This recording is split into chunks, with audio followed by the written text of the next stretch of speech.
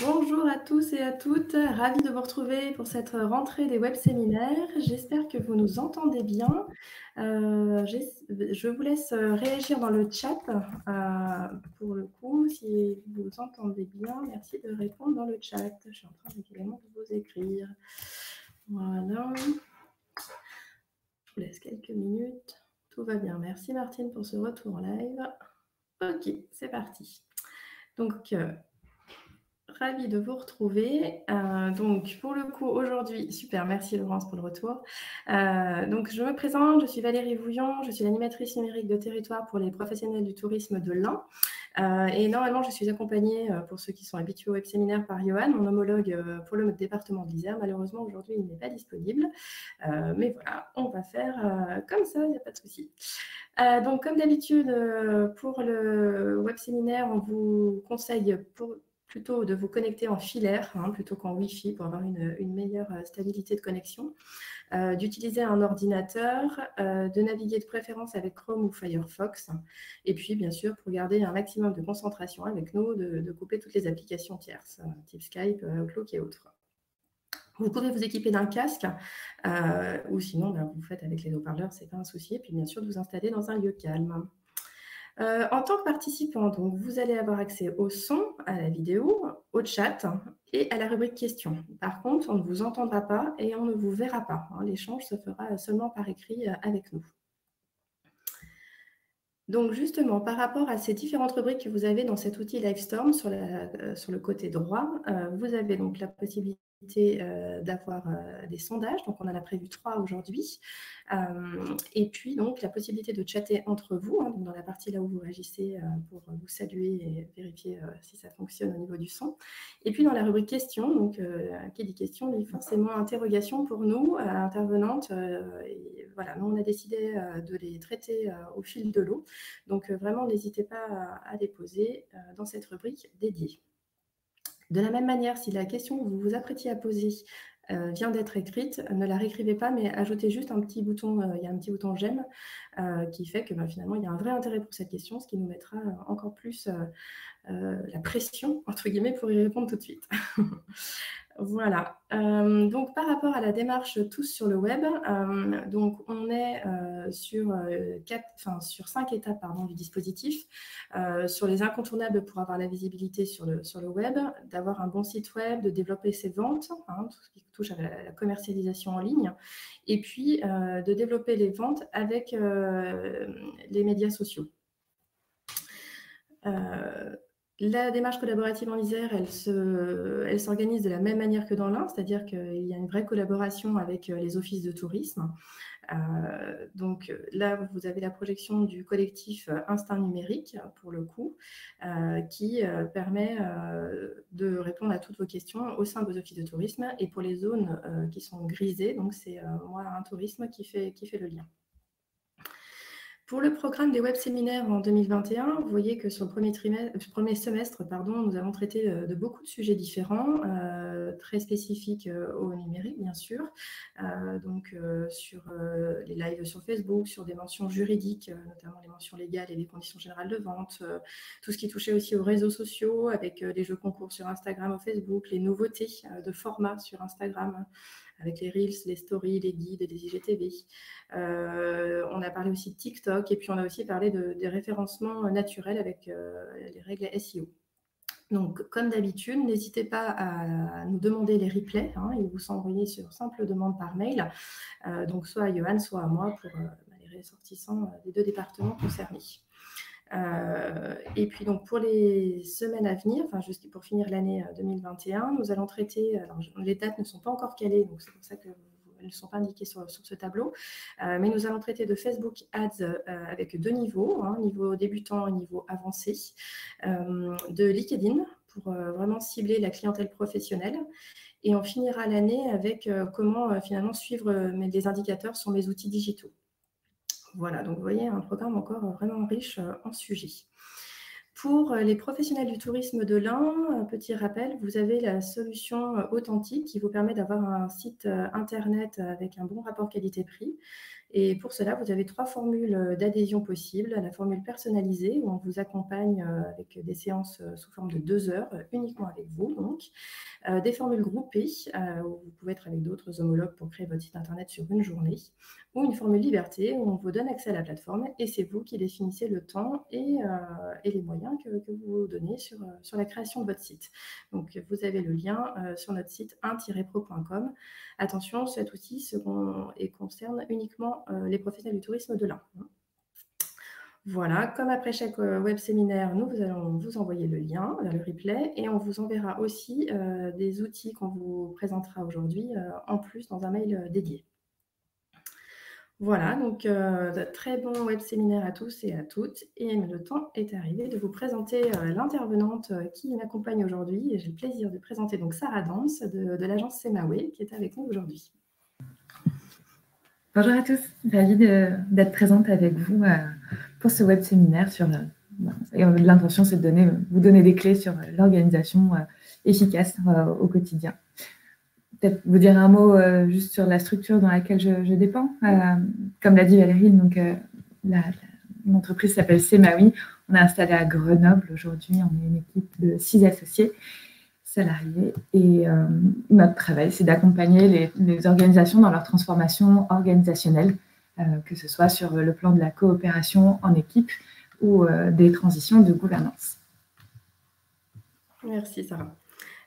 Donc, par rapport à ce sujet, vous avez été nombreux à vous inscrire, on en est ravis. C'est vrai que ça change un petit peu des sujets qu'on a l'habitude de voir, et pour autant, vous verrez qu'il y a quand même un lien fort avec les outils numériques.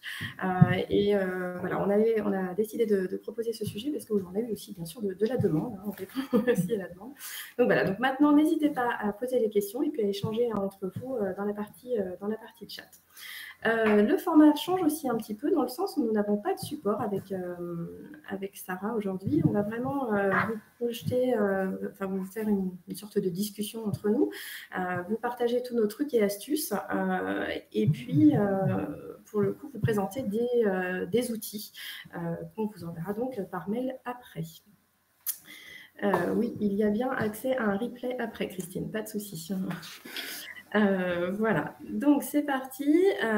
Donc là, ce qui est important pour nous, en fait, de vous présenter, c'est le fait que sur cette organisation du temps de travail au quotidien, on a finalement dégagé 3 axes qui sont l'estimation du temps, qui est vraiment le socle de base, la priorisation des choses à faire, et puis finalement tout ce volet qui touche à la concentration. Donc voilà les 3 axes qu'on va développer ensemble.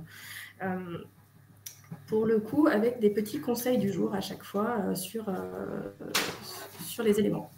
Donc, on va commencer avec un sondage. Vous avez l'habitude.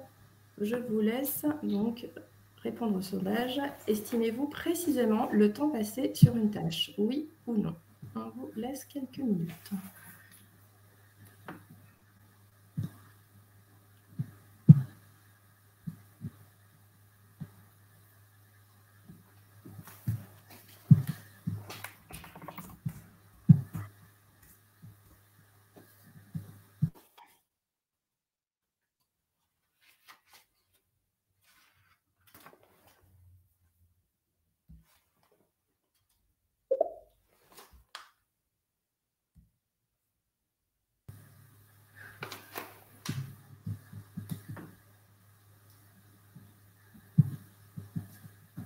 Oui, Claire, on peut répondre pas toujours dans le chat, finalement.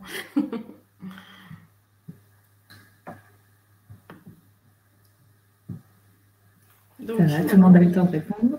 Voilà, tout le monde a eu le temps de répondre. Donc là, alors, super. Il y a maintenant des emojis possibles dans le chat, c'est bien, il y en a qui en profitent. Donc, par rapport à la réponse, c'est intéressant parce que pour le coup, ils sont 88% à finalement ne pas estimer le temps précisément. Donc, merci pour cette première réponse. Difficile pour moi, en général, la notion du temps est élastique pour Anouk, c'est sûr. Hein, c'est ça. Alors, donc, ce qui est intéressant d'avoir en tête, c'est que finalement, quand on a nos tâches à faire au quotidien, on a tous des tâches régulières qu'on maîtrise depuis X temps. On sait combien de temps il nous faut pour faire cette tâche. Et bien celle-là, bien sûr, c'est facile pour nous de l'estimer. Et puis on a toutes les tâches finalement non régulières qui sont de nouvelles choses que nous n'avons jamais fait. Et il est coutume de dire que finalement, quand on fait ces tâches-là, il faut se donner un temps moyen et augmenter ce temps de 25% en moyenne.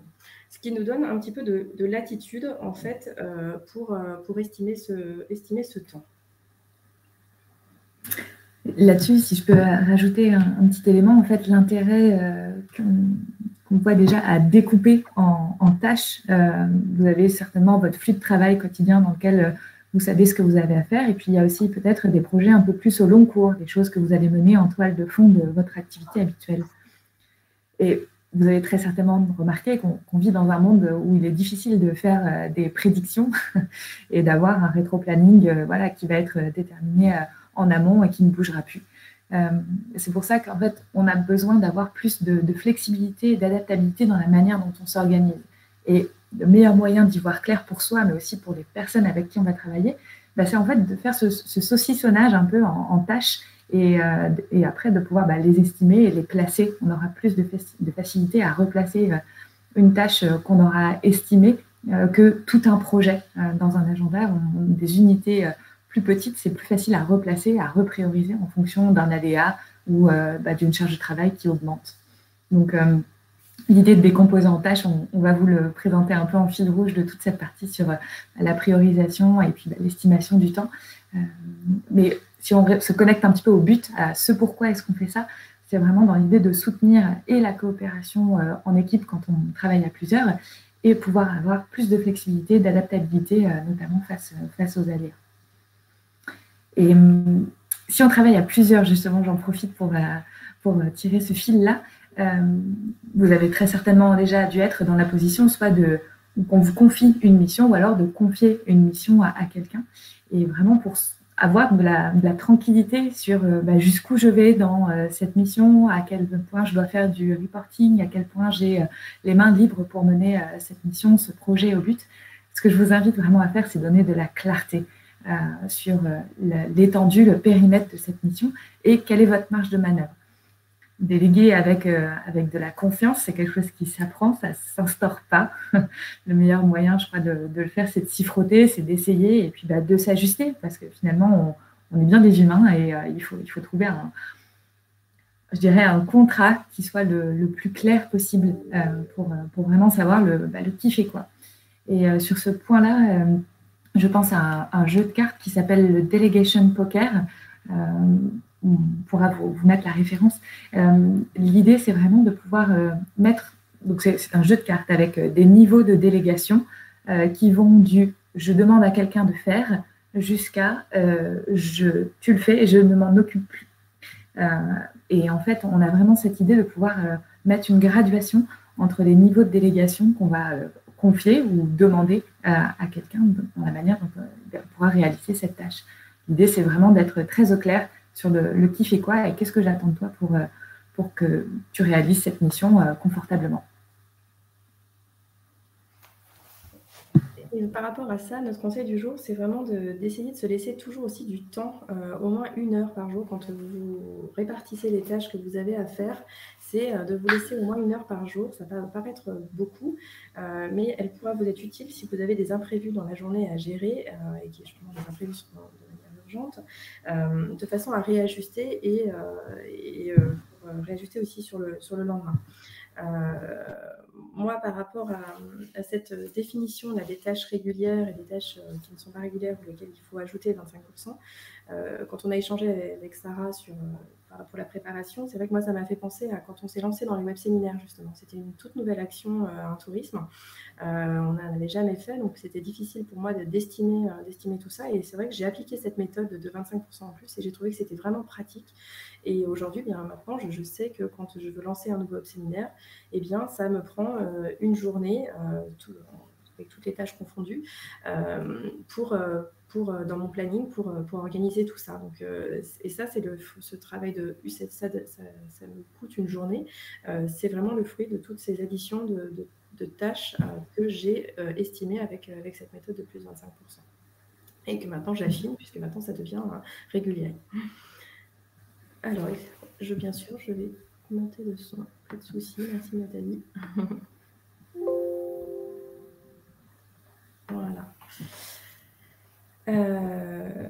Donc, par rapport à ce que disait Sarah aussi, par rapport au travail avec plusieurs personnes, et c'est là où je vais faire le lien avec les outils numériques. Pardon, m'excuser.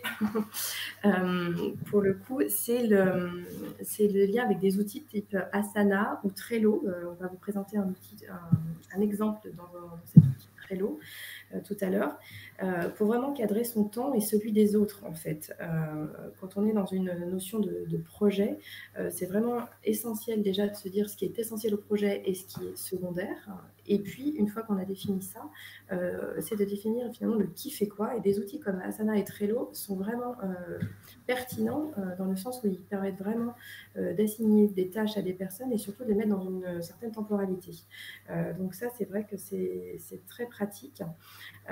Et surtout, une loi qui me paraît aussi essentielle, qui est la loi de Parkinson, qui est le fait qu'il est très important de se donner des dates pour faire les choses, puisque sinon, plus on attend, plus on va avoir tendance à la procrastination, à remettre à plus tard ce qui doit être fait aujourd'hui. Donc voilà, c'est très important de mettre des dates pour chacune des tâches qui nous sont assignées ou que nous nous assignons. Donc, Sarah, si tu veux montrer l'exemple justement qu'on a de ton côté d'ailleurs, hein, d'un concert dans Trello, qui soit très concret pour nos participants.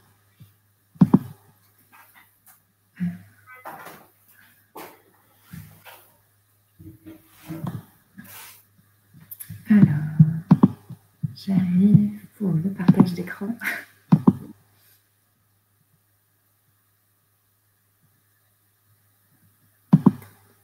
Ok, ça y est, je l'ai. Donc là, vous avez sous les yeux l'interface qui s'appelle Trello, qui est donc ça se présente sous la forme d'un tableau dans lequel on crée et on déplace des post-it numériques, donc de colonne en colonne. On pourra déplacer un post-it qui pourrait correspondre à une tâche et le déplacer de colonne en colonne en fonction de son statut. Donc là, typiquement, c'est un exemple un peu ancien, mais sur l'utilisation, ça reste encore tout à fait valable. Je peux zoomer un petit peu plus si ce n'est pas assez gros pour vous. Vous voyez que donc, on a une décomposition en semaines. À chaque colonne correspond une semaine jusqu'à arriver au jour J de cet événement. Et l'idée était de pouvoir travailler à plusieurs. Là, on était aussi avec un partenaire sur l'organisation d'un concert. On les a vraiment assistés dans cette gestion de projet sur ce sujet-là. Et donc, pour chacune des tâches à réaliser, en fait, elles ont été décrites de la manière la plus précise possible dans une carte. Donc, une carte Trello. Hop, je vais en ouvrir une pour vous montrer à quoi ça ressemble. Donc, on retrouve un titre à cette carte. Elle a une date butoir à quand est-ce que cette tâche doit être réalisée. On y trouve un descriptif. Qu'est-ce qu'on doit trouver dans ce contenu? Là, typiquement, c'était un mailing. Et en dessous, il y a un espace d'échange, de commentaires, si on a des choses à se dire pour bien réaliser cette tâche. On peut y joindre encore des pièces jointes ou des éléments de checklist. Et pour affiner la lisibilité du projet, sur celui-ci, on a fonctionné avec des étiquettes. Vous voyez qu'ici, la tâche est marquée comme terminée, puisqu'on avait une décomposition en semaines. Un autre usage, c'est la décomposition avec le statut en fait, de ces cartes, où on pourrait imaginer ce qui est à faire, ce qui est en cours et ce qui est terminé. Et je vous en parlerai juste après. Trello, en tout cas, peut être un outil intéressant pour coopérer à plusieurs sur un projet. Et si vous travaillez seul, ça peut aussi être un moyen d'avoir de la clarté sur un projet de fond sur lequel vous ne travaillez pas en continu. L'intérêt, vous voyez que là, il y a des petites pastilles avec la vignette de quelqu'un. On peut donc attribuer des tâches à différentes personnes dans l'équipe et chacun sait exactement à quel moment est-ce qu'il interviendra dans le projet. Voilà pour ce que je pouvais vous partager sur Trello. Il existe évidemment plein d'autres projets, d'autres outils numériques. Et notamment, super, je vois une réaction à propos de Asana. On a migré en équipe de Trello pour aller vers Asana aussi. Et c'est vrai que c'est un outil intéressant pour mettre de la clarté sur l'organisation des tâches. Mais pour ce qui relève, comme le dit Claire, sur la difficulté à quantifier le temps de travail sur chacune des tâches, comme je le disais tout à l'heure, on n'est pas des machines, donc c'est des estimations et soyez doux avec vous-même. Les estimations, elles ne sont pas toujours justes et ça nécessite de les revoir souvent. Mais si on a déjà nommé les différentes tâches et qu'on arrive à voir un petit peu quel est le volume de flux de travail qu'on va avoir à traiter, on va pouvoir se réajuster. Donc, la première étape de décomposer et de faire une première estimation pour les placer au mieux dans le projet, c'est déjà une bonne première étape. Et ce que je peux vous faire, c'est vous inviter à garder des moments de rencontre réguliers pour réestimer justement et voir où est-ce qu'on en est pour se synchroniser et voir comment est-ce qu'on s'organise sur la période à venir.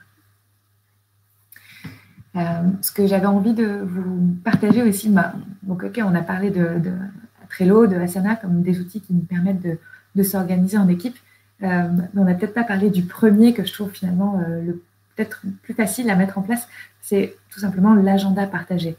Vraiment, moi, c'est celui dont je me sers en complément en fait d'outils comme Trello ou Asana au quotidien pour m'organiser avec l'équipe et donner à voir en fait sur quel projet je vais être occupée, où est-ce que j'ai des déplacements, des rendez-vous.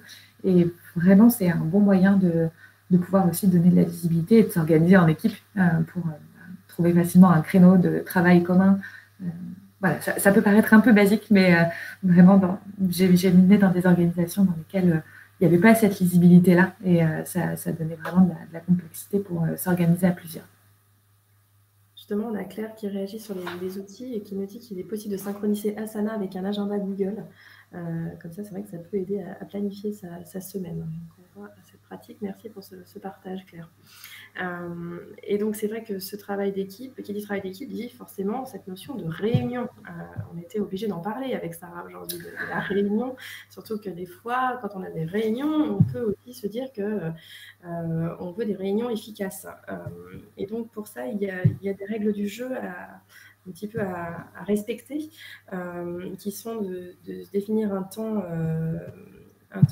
par personne, de bien organiser la prise de parole à tour de rôle, et puis surtout de s'écouter, d'avoir une écoute active avec ses collègues, pour finalement bien partager, et surtout bien partager dans l'avancement du projet qui doit être mené en équipe, dans les étapes de ce qui est terminé, ce qui reste à faire, et puis pourquoi pas profiter de la réunion pour dire mais là j'ai vraiment besoin d'aide en fait, est-ce que quelqu'un peut m'aider sur cet aspect-là?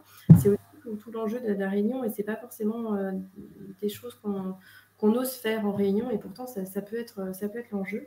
Justement, Sarah, elle va nous déployer maintenant l'exemple du stand-up meeting, qui est une méthode qui vient de la méthode agile, enfin une étape de la méthode agile, et qu'elle pratique beaucoup dans son entreprise, et qui nous semblait vraiment intéressante à vous présenter. Oui, complètement. Le stand-up meeting, si on le traduit littéralement, ça veut juste dire la réunion debout. Et c'est un format de réunion qui est court et que je trouve très efficace pour suivre le flux d'une agence, d'une entreprise, quelle qu'elle soit finalement, pour savoir un petit peu où en est qui et sentir le pouls en fait des coéquipiers. Si je vous donne le principe, c'est des règles très simples. Donc, comme je vous l'ai dit, c'est une réunion qui se tient debout, quotidiennement, avec tous les membres de l'équipe qui sont présents. La réunion peut se tenir même si tout le monde n'est pas là. Et tour à tour, les membres de l'équipe vont partager pour leur journée ce qui vient d'être terminé, ce qui va être terminé aujourd'hui, et là où ils ont besoin d'aide. Et ça, en passant en revue leurs différents projets ou ce qu'ils ont réalisé depuis hier. Puisque, comme je vous l'ai dit, c'est une réunion qui se tient quotidiennement. En tout cas, c'est vraiment l'invitation que je peux vous faire si vous voulez l'essayer. L'intérêt, vraiment, c'est de suivre le flux et de détecter rapidement où sont les besoins d'aide, où est-ce que ça bouchonne. Et comme ça, on peut vraiment se réajuster le plus rapidement possible et pas attendre que... Voilà, on est accumulé à une quantité de problèmes tels qui fait que là, en fait, ok, on a besoin d'être à plusieurs et de se coordonner en prenant vraiment beaucoup de temps, beaucoup d'énergie. Et l'intérêt aussi que je vois à ce modèle-là, c'est vraiment de donner de l'autonomie aux personnes et de la liberté de dire, ouais, en fait, là, je ne sais pas faire, j'ai besoin d'un coup de main. Et ça dédramatise vraiment ces questions parfois un peu d'ego ou de c'est ma responsabilité, c'est à moi qu'on a confié cette tâche. Ben ouais, ok, c'est super d'avoir quelqu'un qui pilote cette tâche et on en a vraiment besoin. Mais si tu ne sais pas faire, c'est pas grave. Et c'est vraiment positif pour l'organisation que tu te dises quand tu es bloqué, quand ça n'avance plus pour toi. Et, donc, je vois vraiment cette réunion de vous comme un moment de partager de l'information utile à l'équipe sur un projet ou sur vraiment plusieurs projets à la fois. Et donc, ça, c'est un élément que je trouve très pertinent. La petite twist qu'on a fait en équipe à la méthode, c'est avant de commencer ce tour de parole qui va durer 2 minutes maximum par personne, on intègre la météo, tout simplement. Chaque membre de l'équipe, avant de faire sa petite revue de ce qui est terminé, ce qui va être terminé, et là on a besoin d'aide, de partager sa météo intérieure, comment ça va aujourd'hui. Et c'est pareil, c'est des choses qui peuvent paraître difficiles ou simples à mettre en place, mais je vois vraiment le bénéfice en équipe pour ne pas interpréter l'humeur de quelqu'un dans une réunion, par exemple. Si j'aperçois ma collègue Jeanne qui fronce les sourcils et qui a l'air de drôlement s'embêter dans une réunion qu'on a ensemble aujourd'hui, moi, si j'ai aucun élément, je vais juste me dire, bah ouais, Jeanne, ça va pas fort, ou alors la réunion l'embête et elle a mieux à faire. Alors que si à la mêlée, elle m'a partagé que en fait, sa petite fille a pas vraiment dormi cette nuit et qu'elle a un niveau d'énergie assez bas aujourd'hui, je vais même pas me poser la question, ok, Jeanne, elle est fatiguée et on peut continuer la journée comme ça. J'aurais peut-être cette attention-là, ou en tout cas, moi, je vais pas interpréter de ce qui se passe pour elle aujourd'hui. Et humainement, évidemment, le gars est important de savoir comment va l'équipe et ensuite de prendre le pouls des projets. Je vais peut-être juste rappeler les 2 règles que je n'ai pas énoncées sur la manière dont se déroule la réunion. Donc, ok, on va commencer avec un premier tour de météo où là, personne ne peut réagir ou commenter la météo d'un autre membre de l'équipe. Et ensuite, donc, on enchaîne sur le stand-up meeting, dont on l'a renommé la mêlée. C'est là que tout se passe comme dans une mêlée de rugby, mais avec des règles quand même. Notamment, donc, on n'a pas plus de 2 minutes par personne pour s'exprimer. Personne ne rebondit sur ce que vient de partager un membre de l'équipe. Et si ça suscite des questions, des réactions pourront être traitées juste après la mêlée. Et c'est vraiment ces 3 choses de ce que j'ai terminé, ce qui va être terminé et là où j'ai besoin d'aide. On ne partage rien d'autre. Donc, ça fait une prise de parole synthétique où on se concentre sur l'essentiel. Et voilà pour ce que j'avais envie de vous partager sur la réunion quotidienne. Tu vois autre chose que j'aurais oublié sur ce sujet, Valérie ? Non, pour le coup, c'est ce qu'on avait déjà changé ensemble. Et ça, vraiment, c'est une méthode qui est vraiment efficace dans le sens où on sait que dans une réunion qui dure, c'est difficile de garder l'attention sur le long cours. Donc, c'est vrai que là, du fait que les gens se forcent à être synthétiques sur leur partie, ça permet aussi de garder l'attention de tout le monde sur ce temps dédié. Donc, ça, c'est vraiment important. On voulait aussi vous présenter une grille qui s'appelle l'auto-coaching, que Sarah utilise aussi beaucoup pour faire le tri dans toutes ses préoccupations. Donc tu veux la présenter maintenant, Sarah, pour le coup ? Oui, je jetais un petit coup d'œil aux questions pour voir s'il y en avait qui fallait. Oui, c'est auquel on pouvait répondre maintenant. Je vois la première de Joanne. Est-ce que vous pouvez donner des conseils sur le travail d'équipe en multisite ? Ça va être vraiment sur 3 offices de tourisme, par exemple. Ouais. Typiquement, la mêlée, telle que je viens de vous la décrire, c'est un moment qu'on organise aussi si tout le monde n'est pas là en présentiel, puisque évidemment, il y a aussi encore du télétravail qui existe, ou pendant des périodes qu'on a connues, on réalisait ce moment-là en visio, simplement avec une petite invitation agenda à 12h15 tous les jours. On savait qu'on allait se connecter avec les autres membres de l'équipe pour faire ce temps de synchronisation.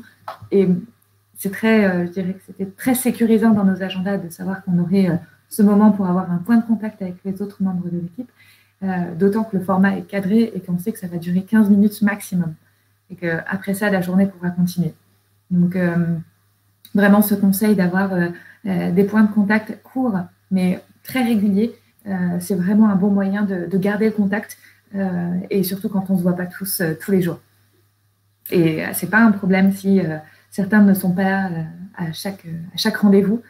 Mais en tout cas, il existe. Et pour ceux qui ont la disponibilité pour être là dans cette régularité-là, je pense notamment, on a apporté le stand-up meeting dans des équipes sur lesquelles il y avait beaucoup de monde sur le terrain et des personnes dans les bureaux. Donc là, pareil, il y a cette complexité de choisir quel est le bon moment pour se faire un moment de synchronisation. Et dans cette organisation, ils avaient trouvé que 2 fois par semaine, on était sûr que tout le monde soit connecté, si c'était en visio ou en présent dans les locaux, si c'était en présentiel. Et les autres jours, le stand-up meeting avait lieu, même si tout le monde n'était pas là. Donc, il y a des pistes pour s'adapter aux réalités de chacun.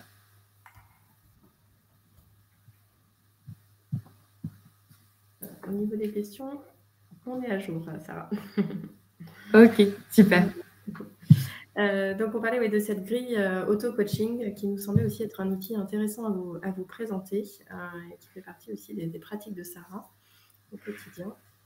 Oui, ce que j'avais envie de souligner, c'est que si on s'arrête 2 secondes pour regarder un petit peu le format de travail qui existe aujourd'hui, il y a la réunion. Et la réunion, finalement, c'est un objet assez mal foutu, je trouve, parce qu'on espère, on ose croire que sur toute la durée d'une réunion, tout le monde sera intéressé par tous les points qui seront traités à l'ordre du jour. Vous l'avez sûrement vécu, c'est pas toujours le cas. Et forcément, on décroche ou alors on arrive en retard. Les sujets qui sont traités sont pas les bons. On se demande ce qu'on fait là. Voilà, il y a un petit peu de tout selon les formes d'organisation. Et ce que j'ai vraiment envie de vous inviter à faire, ou en tout cas de vous sensibiliser, c'est sur le type de sujet, le type de point que vous pouvez apporter en réunion. Et je crois que pour que ça change, pour que les réunions soient vraiment intéressantes et vous permettre d'avancer dans vos projets, on a besoin d'être responsable de ses propres tensions, des propres sujets en fait qu'on va apporter en réunion. Et pour ça, on a mis au point une grille d'auto-coaching pour une présence efficace en réunion. L'idée, c'est de pouvoir faire son propre tri de ces sujets de préoccupation avant de se dire on va organiser une réunion pour traiter ça. Et l'idée, c'est vraiment de raisonner en fonction de votre besoin, de quoi vous avez besoin pour avancer, pour continuer de travailler, que ce soit seul ou avec d'autres membres de votre équipe, des partenaires, etc. L'idée, c'est vraiment de pouvoir un peu aiguiller, de faire le ménage entre vos sujets de préoccupation. Je vais vous partager cette grille qui se présente de manière assez synthétique avec un côté une face explicative et de l'autre vraiment cette petite grille divisée en 3 colonnes. Vous aurez accès à ce document juste après ce séminaire. Donc, vous devez pouvoir zoomer un peu plus. Là, je vous ai partagé l'écran. Cette grille, elle se présente surtout avec une 2e page. Okay. Donc là, vous avez 4 colonnes. Et je vous explique un petit peu le raisonnement qui nous a poussé à construire cet outil de cette manière-là. La première chose, je dirais, à faire, c'est de vous concentrer sur vous. C'est un moment assez altérocentré, mais rassurez-vous, ça va bien se passer. Hein. Ça ne veut pas dire que vous êtes en plein trip de pouvoir, mais c'est plutôt de se concentrer sur de quoi est-ce que vous avez besoin, vous. Est-ce que vous avez besoin que quelqu'un fasse quelque chose? Est-ce que vous avez besoin d'une information ou d'aide sur un sujet? Ou alors est-ce que vous avez juste besoin de partager de l'information? C'est un peu les 3 pistes que je vous propose pour aiguiller ce que vous sentez à ce moment-là. Une fois que vous êtes au clair sur votre besoin, vous pouvez vous demander à qui est-ce que je m'adresse, de qui est-ce que j'ai besoin. Et là, vraiment, je vous invite à vous concentrer sur la personne ou les interlocuteurs qui sont concernés par votre besoin. Donc, vous aurez clarifié juste avant. Une fois qu'on est au clair sur de quoi on a besoin, à qui est-ce qu'on s'adresse, je vous invite à vous questionner sur le résultat que vous voulez atteindre. Qu'est-ce que vous voulez obtenir? Et ça peut être quelque chose vraiment décrit de manière synthétique. Si jamais c'est très prosaïque pour vous, je vous invite à aller vraiment à l'essentiel de c'est quoi vraiment le résultat. Le résultat, ça peut être la validation du compte-rendu de réunion X. Ok, mon résultat, ce que je veux obtenir, c'est une validation. C'est très clair. Une fois qu'on est bien au clair sur ce résultat, là, on peut se demander comment est-ce que je peux m'y prendre pour obtenir ce résultat. Et là, je vous propose quelques pistes qui correspondent à une situation, mais en fait, ça peut être décliné pour chaque sujet de préoccupation que vous aurez traité. Est-ce que je fais une demande en direct à la ou aux personnes concernées? Cette demande en direct, ça peut passer par un coup de fil, se voir en face à face, ou vraiment déployer les meilleurs moyens que vous avez à disposition, si votre organisation utilise une messagerie d'entreprise instantanée, ou si c'est le mail, vraiment, là, à vous de voir le canal à utiliser. En tout cas, la première piste, c'est je fais une demande en direct à la ou aux personnes concernées. La deuxième piste identifiée, c'est je décide seule. Ok, maintenant je suis au clair sur ce dont j'ai besoin, je sais à qui je m'adresse, ou en tout cas à qui peut être impliqué, et je sais quel résultat je vais atteindre. Si j'ai l'autorité pour, peut-être pas, je peux décider seule. Et enfin, la dernière piste, et j'insiste sur le fait que ce soit la piste que j'ai identifiée comme étant en dernier, c'est que si je ne peux pas engager d'action directe, si je ne peux pas décider seule, c'est certainement que là, j'ai besoin de me coordonner avec l'équipe ou avec les personnes décideurs. Donc ça, c'est un super point, un super sujet de préoccupation à apporter en réunion. Mais vous voyez, l'idée, c'est vraiment de décomposer en fait ce gloubi-boulga de préoccupations, de sujets où on ne sait pas vraiment quoi en faire. On peut vraiment épurer ce qu'on apporte en réunion pour que ce qu'on y apporte, ça ait vraiment de la valeur. Et moi, je vous invite vraiment à essayer de faire cet exercice, de passer vos sujets de préoccupation au filtre de cette grille-là, en passant par ces 4 étapes, pour être bien au clair sur ce que vous voulez obtenir et comment vous allez pouvoir l'atteindre.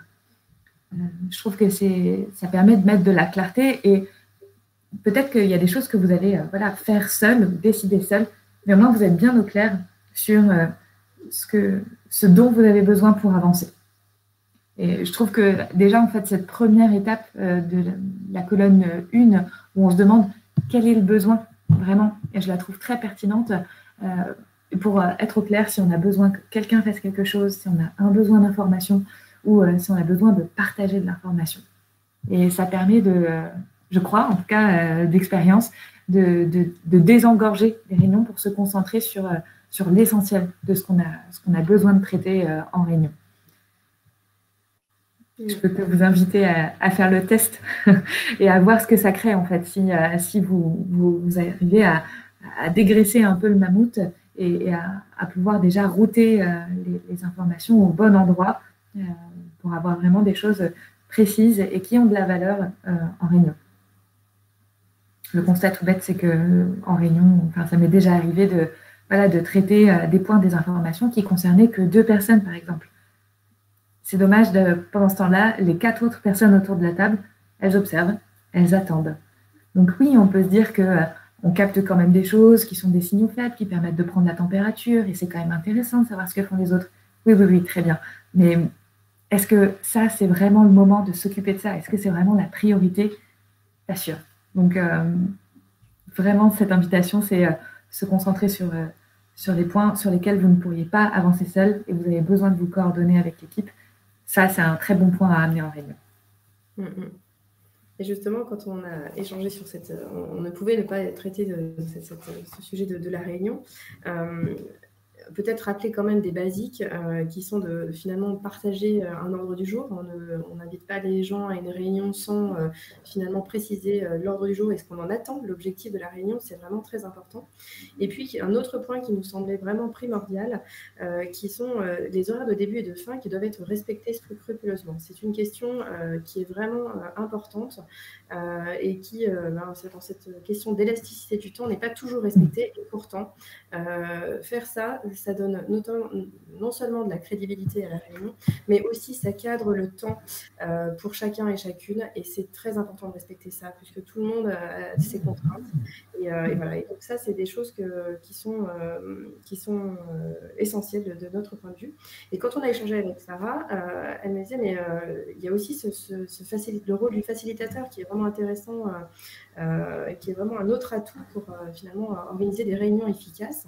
Et alors j'avoue humblement que je ne connaissais pas ce rôle de facilitateur, donc je me suis dit mais oui, c'est super, on va le présenter également. Donc Sarah, je te redonne la parole.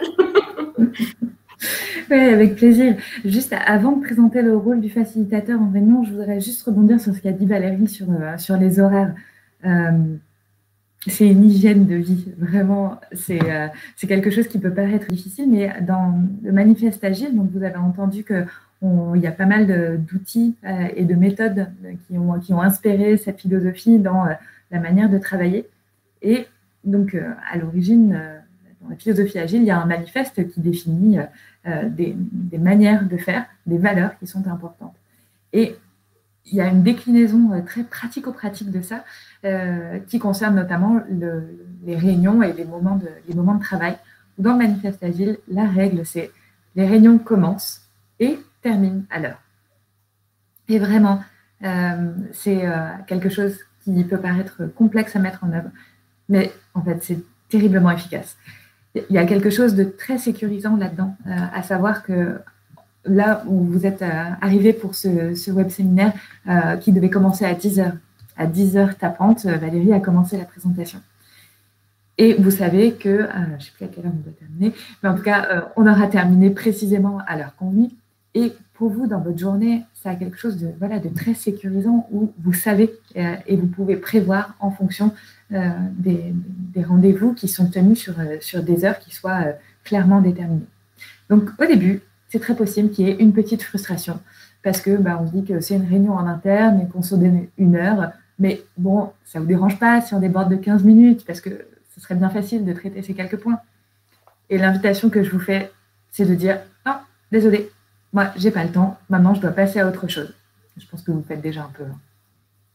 Eh bien, ça, en fait, il y a vraiment une idée d'un apprentissage collectif de commencer et terminer à l'heure. Ça change les prises de parole, les postures des personnes en réunion et vraiment par la suite, on a une efficacité dans le traitement des points. Prise seule, ça peut paraître anecdotique, mais je peux que vous inviter à essayer de faire ça, à commencer et à terminer à l'heure, même si tout le monde n'est pas là. Et ça, c'est super important parce qu'en fait, on peut se dire qu'il y a des personnes qui sont indispensables et peut-être que dans des manifestations institutionnelles, c'est difficile de commencer sans la prise de parole du préfet, certes, mais il y a plein d'autres moments où vous n'avez pas besoin d'attendre un préfet pour commencer. Donc, faites, c'est ceux qui font qui décident. Donc, vraiment, faites-vous confiance là-dessus et essayez. Commencer et terminer à l'heure, ça change tout. Alors, si on s'intéresse un petit peu au déroulé de ces réunions, donc Valérie l'a dit, ok, on va avoir un objectif qui est présenté. Il y aura certainement une personne pilote sur le projet ou sur la teneur de la réunion on s'apprête à entrer. Ce qui peut être intéressant, c'est que la personne qui va apporter ses points, ses sujets à traiter à l'ordre du jour, souvent on lui confie à la fois la casquette d'organiser, d'animer cette réunion, et puis aussi de distribuer la parole, etc. L'invitation que je peux vous faire, en fait, c'est à identifier un autre rôle dans cette réunion, c'est celui de facilitateur. Vraiment, l'idée, c'est de dissocier super, merci pour le partage, de différencier les casquettes. Le facilitateur, c'est quelqu'un qui est là pour mettre de l'huile dans les roulages, si je puis dire. On attend d'un facilitateur que ce soit quelqu'un qui permette à la réunion de se dérouler dans des conditions qui permettent la participation de chacun et de chacune. Donc, si jamais, voilà, c'est un peu le premier item, si jamais vous êtes à la fois le pilote de projet, par exemple, et c'est vous aussi qui avez cette casquette de facilitateur, je vous invite à bien différencier vos rôles pour au moins vous être au clair sur la manière dont vous allez faciliter cette réunion. Dans les rôles, dans ce que fait un facilitateur concrètement, c'est lui qui accueille les participants. Il va pouvoir rappeler l'objectif ou laisser la parole au pilote de projet ou à la personne qui prendra la parole pour clarifier cette intention. C'est la personne qui sera là notamment pour distribuer la parole. Pour faire ça, la bonne pratique, c'est de commencer par poser un cadre, par exemple, sur les règles de fonctionnement pour cette réunion. Et ça peut tenir en 2 mots.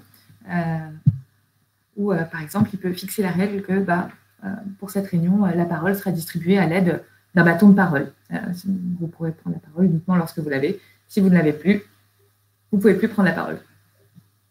C'est un exemple. En tout cas, lui sera garant de cette circulation de la parole pour qu'il n'y ait pas de monopolisation. Le facilitateur peut être aussi le gardien du temps, au sens où il pourra donner des indications aux personnes sur le traitement des points qui sont annoncés à l'ordre du jour ou les différentes phases de travail, par exemple. Imaginons un brainstorming. Donc, on a une première phase d'émergence d'idées, une seconde où on va poser des critères et faire du tri pour sortir avec, je sais pas, une shortlist, par exemple, des 3 prochains noms possibles pour un nouveau produit.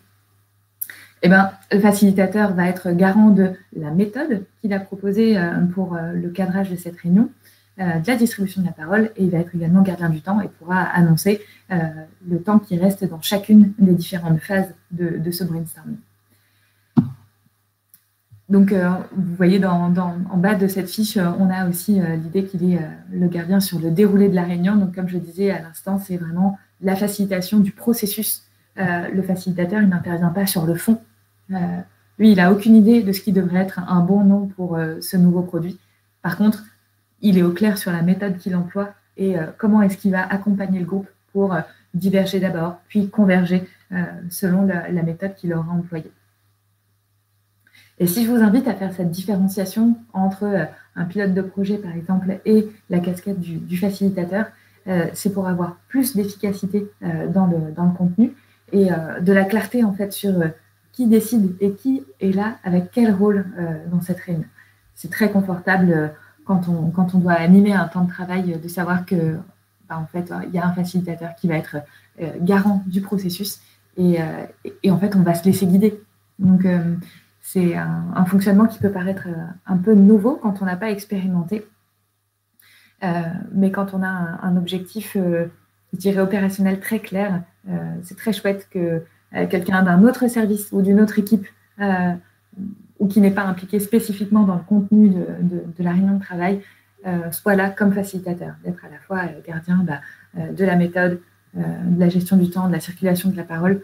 On a quelque chose qui est confortable en tant que participant où on peut être uniquement concentré sur son sujet d'expertise et là où on a besoin d'avancer, apporter ses points. Merci Sarah pour toutes ces précisions. C'est vrai que ça, je pense, peut ouvrir des perspectives d'avoir ce facilitateur qui soit intégré à la réunion. Pour clore ce chapitre sur les réunions, ce qu'on s'est dit aussi, un petit conseil du jour qu'on pouvait vous donner, c'était finalement quand vous êtes invité à une réunion, par exemple 1 heure, eh bien dans votre emploi du temps, c'est ne pas le caler qu'1 heure. C'est-à-dire que vous rajoutez une demi-heure après, de façon à vous, comme vous avez toutes les informations qui sont fraîches dans votre esprit, c'est de réaliser et d'encoder, si vous utilisez par exemple Trello, de mettre finalement tout ce qui vous est assigné suite à la réunion, des choses à faire, vous les mettez tout de suite dans votre outil Trello ou dans un autre outil de votre méthode, hein, mais disons que voilà, vous avez 1 heure qui vous est consacrée à consacrer dans votre emploi du temps et de prévoir tout de suite une demi-heure après pour finalement organiser le temps de travail qui est à venir en lien avec cette réunion. C'est vraiment aussi une petite astuce qui peut avoir son effet. Donc voilà sur les réunions, ce qu'on s'est dit qu'il était important qu'on partage avec vous aujourd'hui. Alors Joanne nous pose une question sur le facilitateur, justement. Est-ce qu'il ne peut pas être l'organisateur de la réunion pour les petites équipes? Si, bien sûr. De facto, il y a un peu un cumul de casquettes dans les petites équipes. Mais ce qui peut être qualifiant du coup dans le contenu, dans le déroulé de la réunion, c'est si quelqu'un est à la fois impliqué dans les contributions et s'est proposé par exemple pour être le facilitateur de ce temps, c'est simplement de dire en tant que participant, ma contribution c'est ta. Ok, maintenant que j'ai terminé ça, je reprends ma casquette de facilitateur et voilà, je refais circuler la parole ou je donne la consigne de l'exercice suivant. Vraiment, c'est des choses assez communes dans les petites équipes. Et l'invitation que je fais, c'est un peu de mettre de la clarté sur je m'exprime en tant que... Sur le coup, ça peut paraître un petit peu procédurier, mais ça met vraiment de la clarté et il n'y a pas d'interprétation possible sur quelle est la contribution d'une personne qui aurait ce cumul de casquettes. Leslie, justement, nous demande si le facilitateur ne s'exprime pas sur le fond, il faut qu'il soit extérieur à la réunion. Donc, je pense que tu as déjà un peu répondu à la question, justement, avec ce « en tant que », je m'exprime et Et alors, si vous avez une autre question, n'hésitez pas à réagir, mais voilà, je pense que Sarah finalement a répondu. Tu veux compléter quelque chose? Non, vraiment, je pense que la différenciation, c'est un bon moyen de ne pas semer le trouble dans les prises de parole et que ce soit bien clair pour les participants aussi. Si jamais vous avez un autre besoin, dites-nous. Donc là, pour le coup, on va passer à la priorisation, le deuxième axe qu'on vous a annoncé en introduction. Et là, c'est un outil que je voulais partager avec vous parce que je suis très adepte de cet outil qui est donc la liste des choses à faire, donc des tâches qui sont non hiérarchisées, donc finalement, on a l'habitude d'appeler une liste to-do, sous forme de verbe. Je me force pour aller mettre sous forme de verbe et en pensant résultat. Et puis, je vais les classer. Mais d'une certaine manière, en fait, grâce à la matrice d'Eisenhower, donc je vais vous partager là le média, voilà, donc il s'affiche de l'autre côté. Et vous voyez que ça se partage en 4 blocs avec finalement des notions très importantes et surtout l'importance de distinguer la notion d'urgence, qui est finalement une date butoir, et de l'importance par rapport à l'impact que ça va avoir la tâche que je dois réaliser. Et donc, vous voyez qu'on a ces 4 blocs, à chaque fois important et urgent, urgent mais pas important, important mais pas urgent, et pas important et pas urgent. Et vous voyez, il y a vraiment un sens de lecture avec les chiffres qui nous sont donnés. Donc moi, c'est vraiment un outil que j'utilise tout le temps, puisque pour organiser ma semaine, notamment, je le complète le vendredi pour la semaine qui suit, et je réajuste aux besoins. Et finalement, le monde idéal n'existe pas, tout ce que j'avais prévu dans la semaine n'est pas forcément tenu, donc il y a des choses qui vont glisser d'un bloc à un autre, mais c'est pas grave. L'important, c'est finalement d'avoir traité en temps et en heure ce qui est important et urgent, puis ce qui est urgent mais pas important. Enfin, vous voyez le principe. Ça, c'est un outil qui, je trouve, est très important, et c'est là aussi où finalement on voit le lien avec le numérique, puisque je peux que vous conseiller de le faire sur un format numérique, parce que comme ça, vous gagnez du temps pour finalement les choses que vous avez malheureusement pas pu faire en temps et en heure. Vous pouvez facilement éviter plutôt que noter tout ça à la main. Voilà, ça peut paraître un peu bêta ce que je dis là, mais pour le coup, c'est un côté très pratique de le faire avec ces 4 blocs et sur format numérique. Donc la matrice d'Eisenhower. Donc si justement on repart sur les sondages, je vais vous laisser quelques minutes pour répondre à celle-ci. Est-ce que vous connaissiez cette méthode d'Eisenhower? Excusez-moi pour la faute au niveau du sondage. J'ai mis Eisenhower. C'est la matrice de président, Eisenhower. Voilà, on vous laisse voter.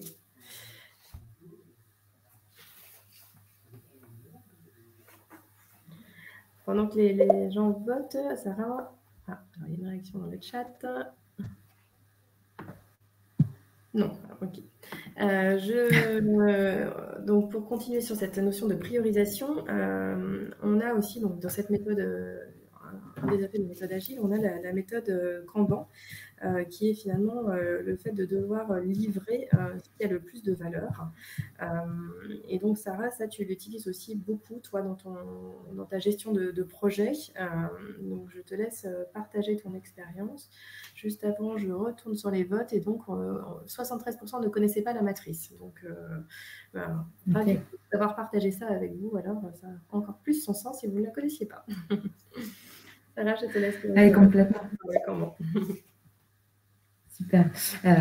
Juste sur cette matrice, je dirais qu'à l'inverse de Valérie, moi, je ne l'utilise pas tout le temps, mais je sais que c'est un bon référentiel qui est imprimé quelque part à côté de mon ordinateur, que je regarde quand j'ai un conflit de priorité, que j'ai plusieurs choses à faire, que je me dis qu'il faudrait que je fasse tout en même temps. Et là, en fait, je me dis, OK, c'est le parfait moment pour utiliser cette matrice-là et essayer de tester, en fait, si j'essaie de placer les 2-3 tâches là que j'ai en conflit dans cette matrice, c'est souvent assez clarifiant en fait de pouvoir les mettre dans une case et de savoir que ok, je vais d'abord faire celle qui est placée dans la case 1, qui est à la fois urgente parce qu'il y a une échéance serrée et elle a un impact très fort pour l'organisation.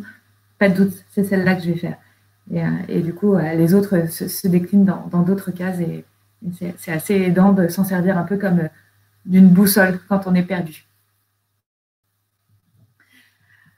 Concernant la méthode Kanban, alors j'ai pas spécialement de visuel à vous proposer sur ce sujet-là.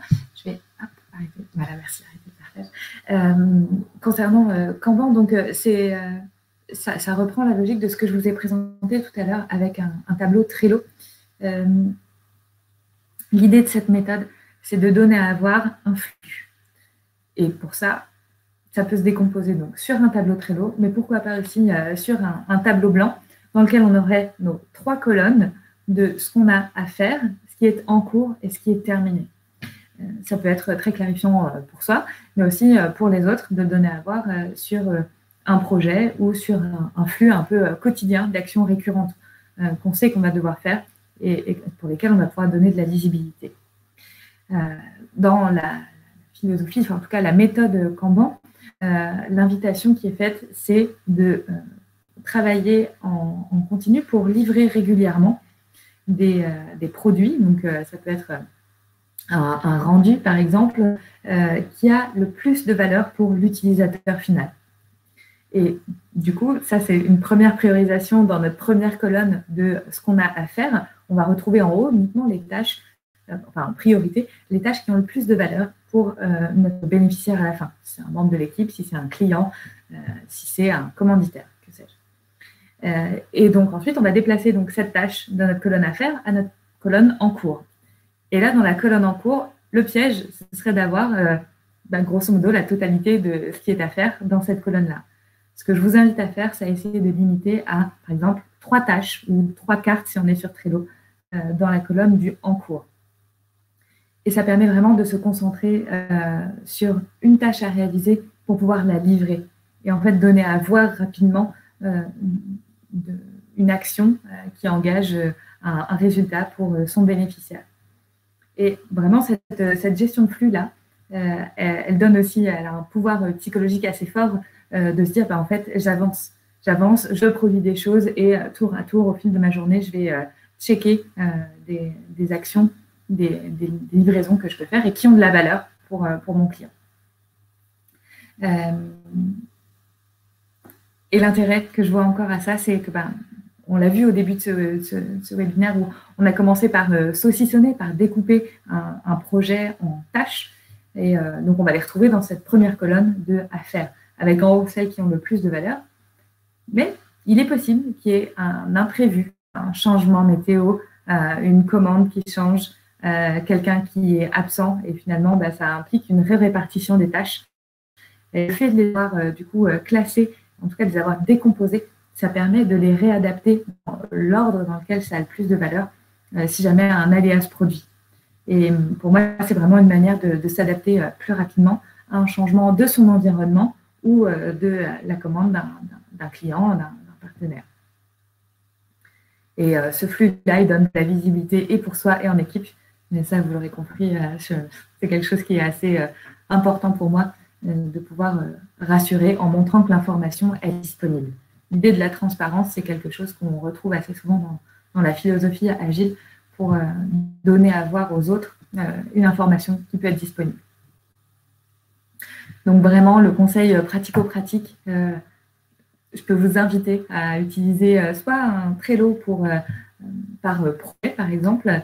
Et si c'est des actions plutôt récurrentes que vous avez à faire tous les jours, ça peut aussi se retrouver dans un tableau physique accroché dans un bureau avec ce qui est à faire, ce qui est en cours et ce qui est terminé.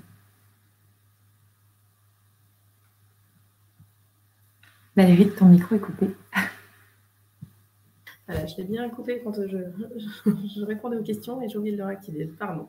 Merci. Je disais justement, quand on est sur la priorisation aussi, l'outil qui paraît intéressant, qui s'appelle donc le GTD, donc qui est en anglais le défi Getting Things Done, qui est donc la possibilité en fait de se dire cette tâche, elle va durer, elle est vraiment rapide à faire.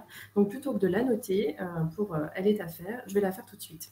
Et donc ça, cette question, vraiment, vous devez vous la poser régulièrement sur une réponse à un mail qui peut finalement être rapide plutôt que d'archiver le mail en disant il faut que j'y réponde.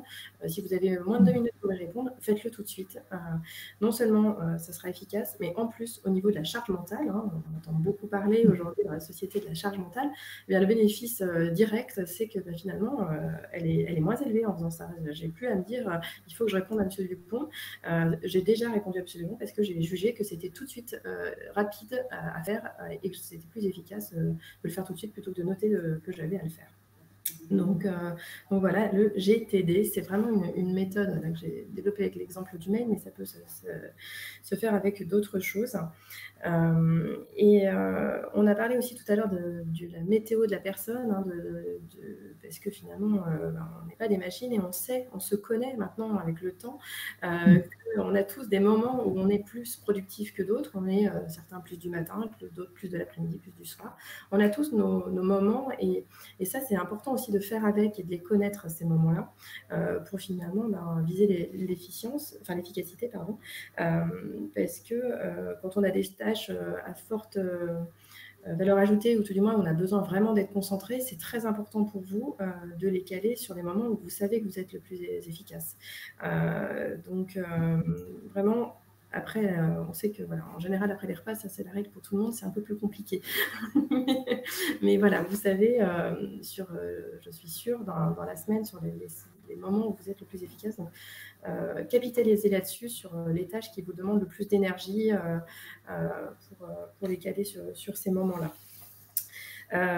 En méthode de concentration aussi, j'avais envie de vous partager la méthode Pomodoro. Pour ceux qui parlent italien, dans la salle virtuelle, ça vous parlera. C'est donc le mot tomate, en fait, qui vient en fait du petit minuteur qui existait à une certaine époque dans les cuisines pour donner donc, le timing. Et en fait, cette méthode, elle est basée sur le fait d'avoir 25 minutes de travail, faire une pause de 5 minutes et repartir sur 25 minutes de travail. Et ça, vous pouvez faire ça pendant 4 cycles et à faire après une pause plus longue. Ça peut vous paraître peut-être anecdotique d'un premier abord. Et pour autant, c'est vraiment quelque chose de très efficace quand vous avez besoin d'attention. Moi, je sais que c'est une méthode que j'utilise quand je dois faire des comptes rendus de réunion, par exemple. C'est quelque chose qui me demande de l'attention. Et donc voilà, donc là à nouveau, j'utilise mon petit outil numérique smartphone parce que j'ai pas la petite tomate dans mon bureau par contre. Et donc j'utilise ça pour paramétrer le temps et donc en 25 minutes de faire le travail, de me poser 5 minutes et de recommencer. Et vraiment, je vous invite à tester ça parce que je trouve que c'est une méthode qui est vraiment intéressante et efficace. Donc, dernier petit sondage, est-ce que vous connaissez cette méthode Pomodoro ? Et Sarah, je te laisse enchaîner. Oui, juste sur Pomodoro, vraiment l'invitation, c'est de ne prendre aucune interruption pendant ces 25 minutes où vous êtes très concentré et de rester concentré uniquement sur ce que vous avez besoin de faire. Si vous êtes, je sais pas, comme le disait Valérie, dans une rédaction de compte-rendu, par exemple, où il faut que vous soyez un peu dans votre bulle, coupez le reste, vous y répondrez plus tard. Mais quand vous êtes sur vos 5 minutes de pause, quand le premier cycle s'est terminé, le piège, ce serait de répondre à l'interruption que vous n'avez pas vue. Surtout, ne faites pas ça. Profitez de ces 5 minutes pour vous lever, aller regarder au loin, marcher un peu, boire un verre d'eau. Et après, reprenez ces 25 minutes de concentration où vous avez besoin de l'être. Vraiment, ce côté un peu de discipline où vous mettez votre propre temps et en fait, en conscience, vous savez que vous allez être très concentré pour faire une tâche.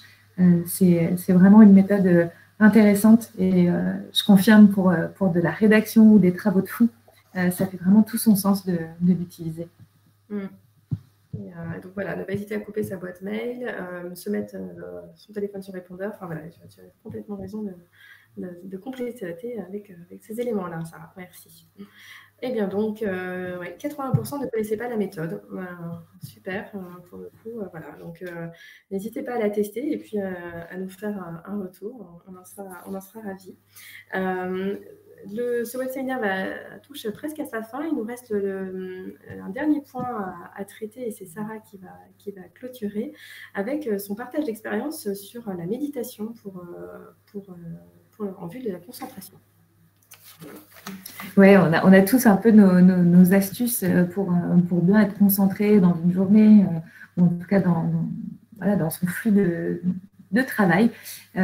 Et ce que j'avais envie de vous partager, c'est une expérience qu'on a pu faire en équipe, où en fait, évidemment, tout le monde a plein de choses à faire dans sa journée. Et plusieurs ont été assez curieux par des expériences personnelles de tester un peu de la méditation guidée, donc sans devenir un maître zen total. Il existe une petite application que j'aime beaucoup. Je n'ai pas d'action pour eux, mais en tout cas, je vous la partage parce que je la trouve très accessible pour des débutants qui ne pratiqueraient pas du tout la méditation. C'est une application qui s'appelle Petit Bambou, dans laquelle on est proposé une dizaine de cycles de méditation guidée, qui durent entre 15 à 25 minutes. Et je vous partage qu'on a fait cette expérience en équipe 2 ou 3 fois par semaine. Il y avait un moment de la journée, après le déjeuner, qui était proposé pour être installé confortablement dans une pièce et simplement de s'asseoir en position de méditation et de se laisser guider et de faire ce petit temps un peu de recentrage dans la journée. Sur le coup, ça m'a paru un exercice difficile puisque je ne pratiquais pas du tout la méditation de manière complètement anecdotique. Et ce que j'ai pu observer, pour moi, c'était un peu d'avoir ce moment de centrage dans la journée, un peu pas forcément de calme, mais au moins d'observation. Si c'était dans une journée un peu agitée pour moi, avec beaucoup de préoccupations, en fait, de pouvoir prendre un instant, de prendre conscience de ça, de le regarder. Et ensuite, une fois que ma méditation était terminée, en fait, soit je porte un autre regard sur mon état intérieur ou mon agenda, et là, je peux me mettre en action pour me dire, OK, là, j'ai pu faire un petit pas de côté, prendre un moment pour moi, et après, je choisis en fait, de mettre en place la stratégie qui me convient le mieux. Mais ce que j'avais envie de vous partager, c'est que c'est pas si ésotérique ou éloigné que ça, finalement, la méditation, et ça peut aussi trouver sa place dans une journée pour soi seul ou avec d'autres personnes.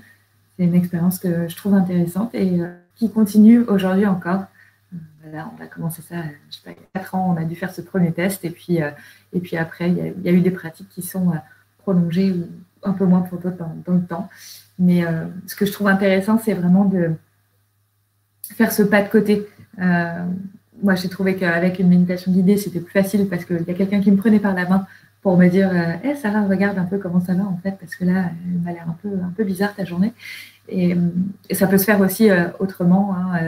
Si pour vous, c'est aller marcher à un moment et vous dégourdir les jambes, ou si c'est de faire quelques activités sportives entre midi et 2. Enfin, vraiment, à chacun sa routine. Mais ce que je vois, c'est que ça apporte en tout cas, moi, ça m'a apporté un calme et c'est un moment qui me permet de trouver un peu de tranquillité ou en tout cas de conscience dans ma journée. C'est quelque chose qui peut être intéressant d'essayer si ça vous intéresse.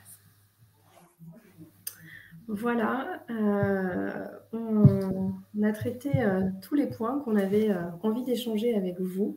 Pour le coup, donc voilà, vous voyez, c'est vraiment finalement un peu nos trucs et astuces qu'on a eu plaisir à partager. L'idée étant de ne pas du tout être donneur de leçons, mais juste d'être dans le partage et de vous inviter à tester si vous le souhaitez. Et ce que je voulais juste projeter, c'était juste en termes de synthèse. C'est donc tous les outils, puisqu'on vous avait présenté un atelier pratico-pratique. On espère que l'objectif pour vous a été atteint. Et voilà, et donc vous avez cette projection-là de slide qui vous dit, si on retenait quelques outils, ça vous remet tous les noms d'outils qu'on a partagés avec vous. Si vous avez quelques questions, on peut rester encore dans la salle pour ceux qui souhaitent. Voilà, je vois que certains commencent à réagir dans le chat. Merci pour ces retours déjà. Donc voilà, on va se laisser peut-être une petite minute. Je pense qu'on a vraiment traité toutes les questions au fil de l'eau. Je vérifie qu'on ne nous a pas échappé. C'est bon, Sarah, hein, pour le coup, sur la partie J'ai questions. l'impression qu'il y a eu des réponses pour chaque chose. Ok, super. Et si vous avez des questions, en tout cas, n'hésitez pas. Je crois qu'on a encore un petit moment s'il y a besoin d'y répondre. Voilà, si besoin, on peut rester dans la salle, mais sinon, on vous libère et on vous souhaite une très bonne continuation. À très bientôt pour les prochains web-séminaires. Suivez-nous sur les réseaux et sur le site pour avoir, et puis de toute façon, si vous êtes abonné, vous recevez l'information des prochains web-séminaires. Voilà, je vois qu'il n'y a pas d'autres questions, que les gens commencent à tous dire merci dans le chat, donc on touche vraiment à la fin. Merci à tous et à toutes pour votre présence, et puis à très bientôt, en ligne ou en vrai. Merci Sarah. Merci beaucoup, belle journée. Au revoir.